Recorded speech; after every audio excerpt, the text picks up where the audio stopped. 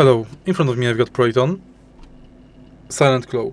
In this video I'll show you how to hot swap switches.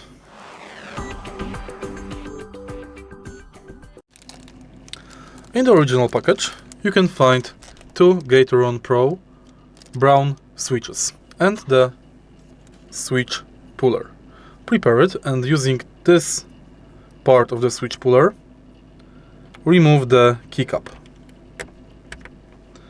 Once it's done, using this part, remove the switch.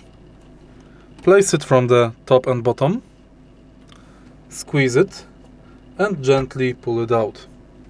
Now, when you insert the new switch, remember to align metal pins with the pin holes.